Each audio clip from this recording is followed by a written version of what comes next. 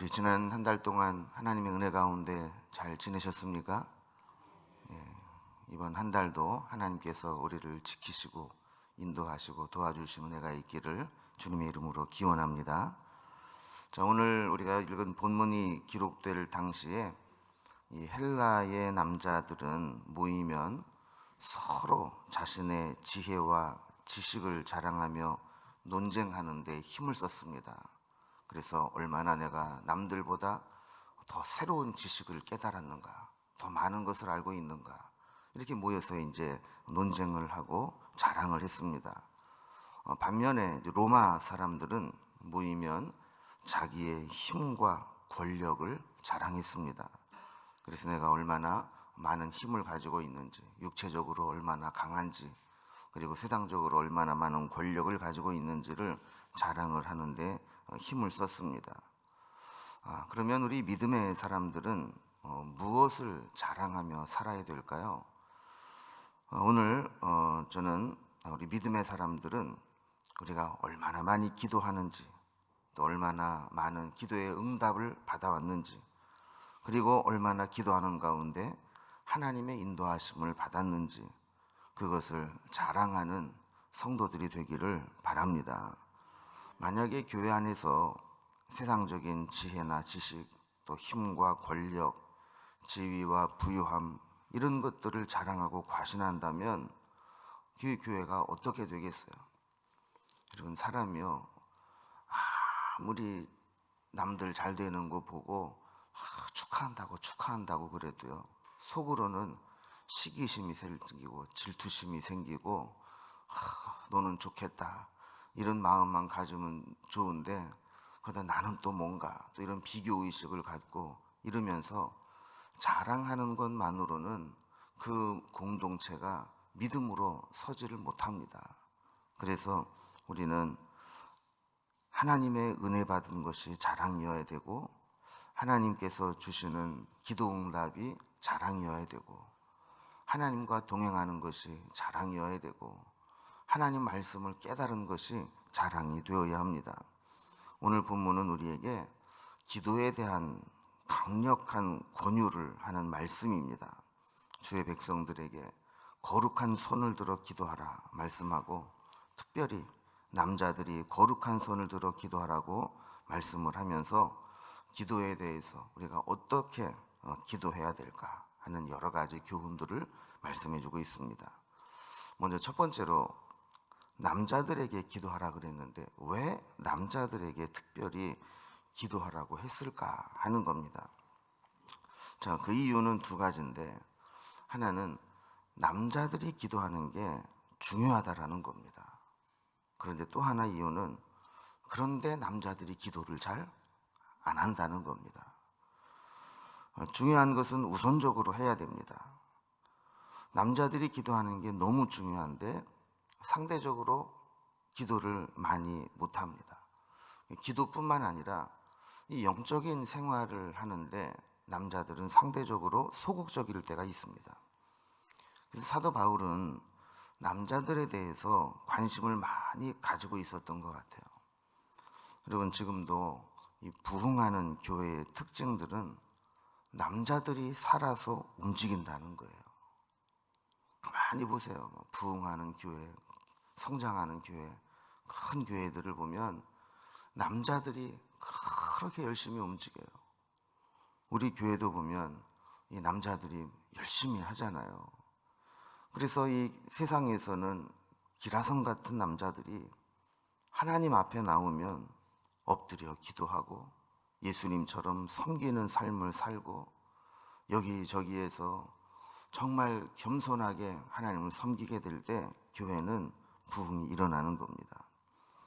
그런데 때때로 남자들은 자기가 신앙생활에 열심을 내지 못하는 것에 대해서 그것을 스스로 위로하면서 난 바빠서 그래, 세상 사는 게 힘들어서 그래, 이렇게 지낼 때가 많다라는 거예요.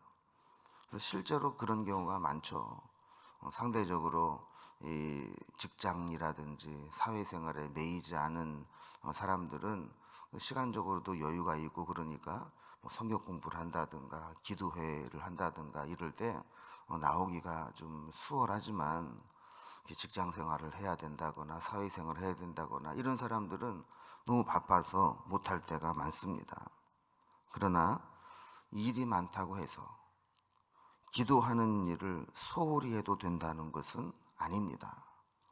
우리가 세상적으로 바쁘게 산다고 해서 기도하지 못하는 것이 우리의 면책이 되는 것은 아닙니다. 여러분, 오히려 일이 많을수록 더 많이 기도해야 되고 일이 힘들수록 더 많이 기도해야 됩니다. 그래서 빌 하이빌스 목사님 책 중에 보면 그런 게 있잖아요. 너무 바빠서 기도합니다. 우리는 바쁘면 우선순위에서 제일 먼저 밀려나는 게 기도일 때가 있어요. 이번엔 바쁘니까 좀 쉬고 바쁘니까 조금 다음에 하고. 그런데 사실은 바쁠수록 더 많이 기도해야 됩니다. 왜냐하면 하나님은 기도하는 자에게 지혜를 주시고 능력을 주시고 감당할 수 있는 힘을 주시기 때문입니다. 그래서 우리는 이 남자다움에 대한 기준이 좀 세상과는 달라야 됩니다. 여러분, 세상에서 저 사람 남자다워, 진짜 저 사람 진짜 남자야, 그럼 어떤 사람을 가리켜서 남자답다 그래요? 근육이 울퉁불퉁 나오고 큰 소리로 그냥 리더십 있게 그냥 막 이끌어 나가고, 그리고 세상에서 그냥 뭐 잘 나가고 잘 놀고 화끈하고 씩씩하고, 그러면 그거를 남자답다고 그럽니까? 그러면 진짜 남자다운 게 뭡니까? 우리 믿음의 사람은 진짜 남자다운 것은 그런 게 아니라 힘과 능력의 근원이 되는 하나님을 의지하고 기도함으로 하나님의 능력을 가져다 쓸 수 있는 사람이 진짜 남자다운 사람인 줄로 믿습니다. 그래서 우리는 뭐 꼭 남자에게 국한된 것이 아니라 바쁘다고 해서 기도를 중단하거나 쉬거나 소홀히 해서는 안 된다. 세상에서 일이 많다고 해서, 교회에서 맡은 게 많다고 해서 그것 때문에 피곤하고 힘들어서 기도할 수 없다, 이렇게 생각해서도 안 된다라는 거예요. 두 번째로, 기도할 때 거룩한 손을 들고 기도하라 그랬어요. 여러분, 손을 들어 기도한다는 게 무슨 의미일까요? 하나님께서 우리에게 주신 손은 여러 가지 용도로 사용이 됩니다. 그럼 만약에 사람에게 손이 없다면 얼마나 불편하고 또 얼마나 우리가 활동하는데 제약이 있겠어요. 그런데 많은 경우에 하나님이 주신 이 귀한 손을 가지고 죄 짓는 데 사용하는 경우가 많습니다. 손가락질하면서 정죄하고 비난하고, 때로는 상처를 주는 일들을 행하고 악한 일을 도모하는 손길로 사용되고, 이렇게 하나님 주신 손을 가지고 죄 짓고 남들에게 상처를 주는 도구로 사용할 때가 많습니다. 오늘 본문의 말씀을 인용하면 그 손을 가지고 분노를 일으키고 다툼을 일삼는 데 손을 사용할 때가 많습니다. 그런데 이 손이 하나님께 드려지고 기도하는 손으로 바뀌게 될 때 하나님은 그 손을 거룩한 손으로 여겨주시는 겁니다. 거룩한 손은 성결의 삶을 의미하기도 합니다. 그래서 거룩한 손을 들고 기도한다라고 하는 것은 단순히 기도만 하는 것이 아니라 이 세상을 살아감에 있어서도 믿음으로, 말씀으로 자기 자신을 지키고 거룩하게 성결하게 살아가며 드리는 기도라고 할 수 있습니다. 자, 그러면 이 거룩한 손을 가지고 기도하라 그랬는데, 손을 들고 기도한다는 것은 어떤 의미가 있는가? 몇 가지를 살펴보면, 첫 번째로 손을 든다는 것은요, 내가 지금 하나님 앞에 와 있다라는 고백입니다. 그럼 우리가 이제 학교에서도 이제 출석을 부르면 대답을 할 때 손을 들고 대답을 하죠. 손이석 그러면 네, 이렇게 손을 들고 자기가 지금 왔다는 것을 지금 표시를 하는 거예요. 그래서 하나님 앞에 기도할 때에도 손을 든다는 것은 하나님, 제가 지금 기도하는 자리에 왔습니다. 하나님 앞에 와 있습니다. 이렇게 고백하는, 하나님 면전에 있다라는 것을 의미하는 거예요. 두 번째로 손을 든다는 것은 하나님께 맹세한다는 것을 의미합니다. 여러분, 우리가 서약할 때도 보면 오른손을 들고 예라고 서약해 주시기 바랍니다. 그러잖아요, 그죠? 그래서 손을 든다라고 하는 것은 자신의 인격을 걸고 거기에 내가 서약하고 맹세하는 의미가 있어요. 하나님도 에스겔서 20장 5절에 보면 이스라엘과 야곱의 집의 후예를 향하여 내 손을 들어 맹세하였노라 그랬어요. 하나님도 우리에게 어떤 언약을 맺으시고 약속을 주실 때 손을 들고 맹세하셨다, 이렇게 표현을 했어요. 그래서 그 손을 든다는 것은 이렇게 하나님과 맺은 언약을 이룬다는 의미입니다. 손을 들고 기도할 때 우리는 하나님의 말씀대로 살아가겠습니다라는 서약을 하는 것이고, 하나님도 말씀대로 살아갈 때 내가 약속한 대로 복을 주겠다라는 이 언약이 이루어지는 것이 바로 손을 들고 기도하는 거라는 거예요. 세 번째로 손을 든다는 것은 항복의 의미가 있습니다. 내 힘으로 할 수 없다는 거예요. 여러분, 우리가 손을 들고 나올 때 이 포로나 항복하는 사람들이 어떻게 하고 나와요?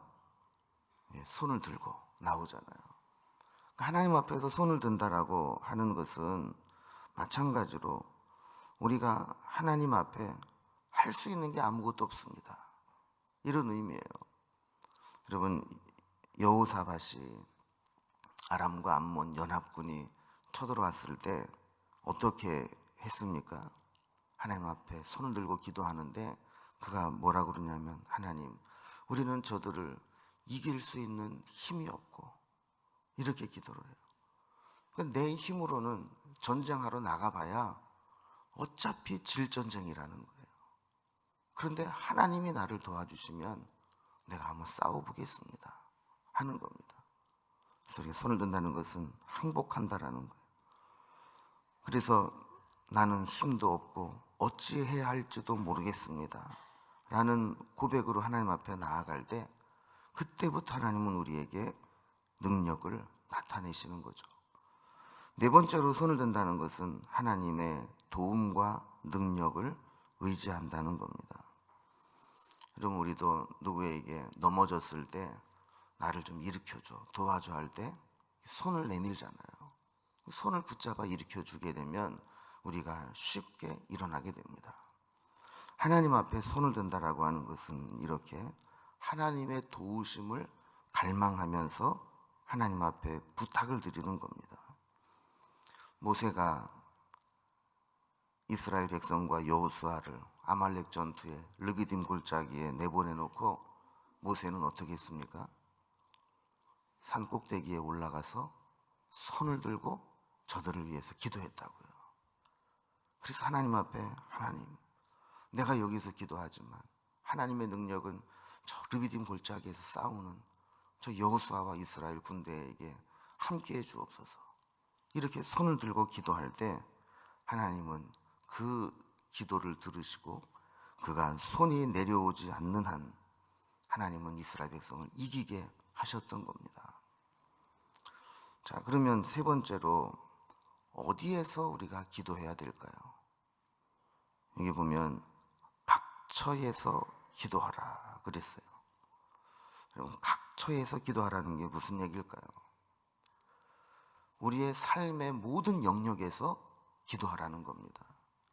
여러분, 기도는 교회에서만 하는 게 아니라 우리가 살아가는 모든 곳에서 다 기도해야 된다라는 거예요.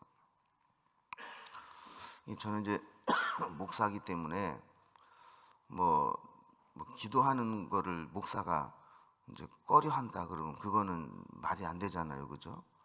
그런데 사실 직장 다니는 이 분들이나 학교 다니는 아이들 얘기를 들어보면 의외로 사회생활을 하면서 식사기도조차도 제대로 못하고 먹는 사람들이 의외로 많다라는 거예요.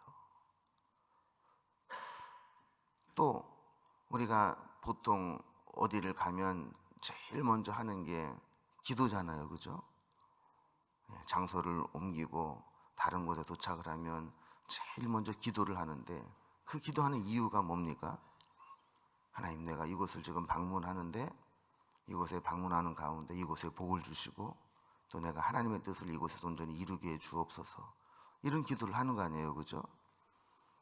여러분, 그런데 이제 이게 신앙이 이 습관이 되고 관습이 되다 보면 무뎌질 때가 있어요. 여러분, 처음에 여러분이 이제 차를 운전을 할 때는 차에 탁 앉으면 그냥 시동 걸고 출발했습니까? 기도하고 출발했습니까? 예? 처음에 차 샀을 때는 다 기도하고 간다고요. 얼마나 떨려요, 이거. 그런데 좀 운전이 숙달되면 어떻게 돼요? 그때부터는 이제 기도를 안 해요. 왜? 기도 안 해도 운전쯤은 내가 할 수 있어. 이런 생각이 되면서 그냥 시동 걸고 나가기 바쁘다고요. 우리가 매사에 그러기가 쉬워요. 특별히 익숙해진 거, 내가 당연하다고 생각되는 것들은 기도하지 않고 행할 때가 많아요. 그러나 여러분, 세상에서 당연한 것은 없습니다. 다 하나님의 은혜가 그 뒤에 있는 겁니다. 그래서 우리는 어디를 가든지 각처에서 기도하는 겁니다. 또 각처에서 기도하는 것은 어떤 의미가 있냐 하면, 분노와 다툼이 없이 기도한다는 것을 의미하는 거예요. 여러분, 기도하지 않고 일만 하면 거기에 다툼이 일어나고 분노가 일어나게 돼 있습니다. 기도 안 하고 일을 하면 시끄러운 일들이 많습니다. 그러나 이 일을 하는데 우리가 기도하게 되면 하나님께 우리 모든 것을 맡기고, 아까 이야기한 것처럼 내가 하나님 앞에 있습니다. 하나님 말씀대로 살겠습니다. 또 나는 할 줄도 모르고 어찌해야 할 바도 없습니다. 항복하는 의미로 기도하고 하나님의 도움을 의지하는 마음으로 손을 들고 기도할 때 우리는 하나님 앞에 서 있게 되고, 하나님이 우리를 도와주시기 때문에 우리에게 하나님의 인도하심이 있고 다툼과 분노가 사라지게 되는 거예요. 여러분들이, 인간은 감정이 있는 존재이기 때문에 살아가면서 화가 날 때가 있고 분노가 생길 때가 있습니다. 이것은 장소를 가리지 않습니다. 집에서도 화가 나고, 밖에 나와도 화가 나고, 직장 가도 화가 나고, 사람을 만나도 화가 나고, 일을 하다가도 화가 나고, 우리는 삶의 모든 영역에서 내 뜻대로 안 될 때 화가 나고, 그 화를 다스리지 못하게 되면 다툼이 일어나게 되는 거예요. 그런데 우리가 이렇게 각처에서 삶의 모든 영역에서 기도하고 시작한다라고 하는 것은 하나님께서 우리를 들어주시기 때문에 그 각처에서 분노와 다툼이 일어나지 않게 해 주신다라는 겁니다. 또 어떻게 기도해야 되는가 그럴 때, 모든 일의 결론은 기도로 나타나야 됩니다. 여러분, 우리가 읽은 말씀 다시 한번 보면 우리 8절을 시작할 때 뭐라고, 어떤 단어로 시작이 돼요? 그러므로. 그러므로라는, 그래서 제가 이름을 붙여봤어요. 기도에는 여러 가지 이름이 있지만 그러므로 기도. 여러분, 그러므로 기도라는 게 뭐예요? 우리가 무슨 일을 했든지 결론은 기도로 끝나야 돼요. 여러분, 우리가 신앙생활 하다 보면 답답할 때가 있죠. 그리고 때로는 마음에 안 맞고 짜증날 때가 있죠. 그러면 많은 사람들이 사람에게 하소연을 합니다. 그리고 좀 나 좀 알아달라, 이런 마음으로 사람에게 자꾸 얘기를 해요. 여기서부터 사실은 문제가 생기는 거예요. 기도하는 사람은 그럴 때 어떻게 해야 됩니까? 하나님 앞에 기도해야 돼요. 여러분, 우리가 이제 새벽에 시편 말씀을 이제 살펴보고 있는데, 이 시편 말씀에 보면 비탄시, 또 뭐 때로는 뭐 저주시 뭐 이런 게 있어요. 이게 뭐냐면 이 원수들을, 자기를 힘들게 하는 원수들을 향해서 하나님 앞에 내가 이렇게 힘들다고 막 탄식을 하고, 때로는 원망을 하고, 때로는 어떻게 저 원수를 좀 좀 없애달라고 그러고 막 그런 기도를 드려요. 그런데 결론은 뭐냐 하면, 그러나 나는 하나님을 바라보겠습니다, 이거예요. 만약에 뒷부분에 이 그러므로의 결론이 없으면 그 시편은 성경에 들어오지 못하죠. 그러나 그런 이 자신의 하소연을 하고 하나님 앞에 원망을 쏟아내고 이런 내용들이 성경에 들어오게 된 이유는 그 마지막 결론이 그러므로 나는 하나님을 바라봅니다, 이렇게 끝나기 때문에 그것이 성경으로서의 가치가 있고 우리가 그 말씀을 묵상할 때 은혜가 되는 겁니다. 그래서 우리는 기도할 때마다 어디를 가든지 어떤 상황에서든지 마지막은 기도여야 합니다. 여러분, 특별히 아까 분노와 다툼이 일어난다 그랬는데, 여러분, 우리 공동체 속에서 왜 분노와 다툼이 일어나요? 의견이 안 맞으니까 분노와 다툼이 일어나는 거예요. 여러분, 생각이 같고 의견이 같으면 왜 분노가 일어나겠어요? 나는 이렇게 하자 그러는데 저 사람은 저렇게 하자 그러고, 나는 이게 옳다고 그러는데 상대방은 그거 틀리다가 이게 옳다 이렇게 나오고, 이렇게 되면 여기에서 갈등이 일어날 수밖에 없는 겁니다. 여러분, 우리는 잘 해보겠다고 하는 거 아니에요. 이게 옳다고 하는 사람도 잘해보자고 그러는 거고, 저게 옳다고 하는 사람도 잘해보자고 하는 거예요. 이 방법대로 해야 된다고 하는 사람도 교회를 위해서 하는 것이고, 저 방법대로 해야 된다고 하는 사람도 교회를 위해서 하는 거예요.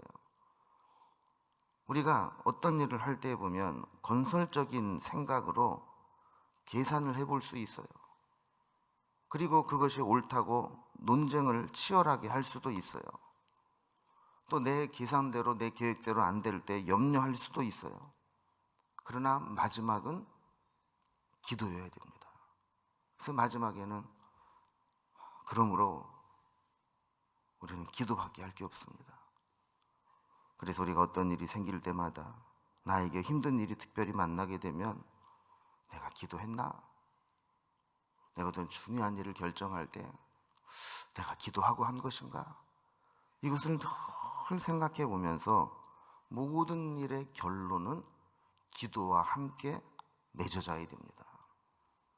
여러분, 우리의 감정으로 결론이 맺어지면 실패할 가능성이 많아요. 그러나 기도하면서 결론을 맺으면 하나님의 인도하심을 받게 됩니다. 여러분, 오늘 이제 4월 월사 기도회로 모이면서 우리가 다시 한번 이 말씀을 붙잡고 우리의 기도 생활을 더 굳건하게 만들어 나가기를 바랍니다. 여러분, 기도하는 손이 거룩한 손입니다. 바쁘고 힘들수록 우리는 더 기도해야 됩니다.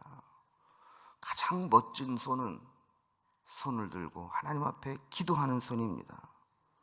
이렇게 하나님 앞에 내가 어디에 있든지 우리의 감정을 내려놓고 모든 일의 결론으로 기도로 마무리를 하게 될 때 하나님께서 우리의 삶을 복되게 하시고 내가 하는 일들을 복되게 하시고 내가 있는 자리를 하나님께서 복되게 하실 줄로 믿습니다. 오늘 이제 함께 주신 말씀을 생각하고 합심해서 한번 기도하는 시간을 가질 텐데요. 먼저 주신 말씀을 우리가 생각하면서 하나님, 바쁠수록 더 기도하게 해주시고 우리가 일이 많을수록 더 기도하면서 하나님의 도움과 은혜를 받게 해 주옵소서 기도했으면 좋겠습니다. 또 손을 들고 기도하는 것처럼 내가 지금 하나님 앞에 있습니다. 하나님 말씀대로 살겠다고 서약하고 맹세합니다. 나는 할 것이 아무것도 없음을 고백합니다. 그리고 하나님의 도우심과 은혜를 구합니다. 이런 마음으로 손을 들고 기도하고 우리의 삶의 모든 영역에서 분노와 다툼이 없이 그리고 모든 일의 결론으로 하나님 앞에 기도하는 삶을 살아가겠습니다. 이렇게 4월 한 달도 기도하며 살아가기를 원하고 기도하는 가운데 은혜 가운데 살아가기를 원합니다. 기도하기를 바랍니다. 두 번째는 지금 강원도 지역에 큰 불로 인해서 큰 피해가 생기고 국가 재난지역으로 선포가 되고 있습니다. 우리 목사님들 연락들 들어보니까 교회도 많은 피해를 받고 또 교인들의 이 집들이 다 불타 없어진 그런 교회들도 많더라고요. 그래서 그 화재로 인해서 어려움을 당하고 있는 그 지역에 하나님께서 힘을 주시고 온 나라가 또 힘을 모아서 이 어려움 당한 사람들에게 힘이 되고 격려가 되고 잘 이겨내고, 특별히 그곳에 세우신 하나님의 교회와 성도들이 낙심하지 않고 하나님을 바라보면서 다시금 일어날 수 있는 은혜를 달라고 기도했으면 좋겠습니다.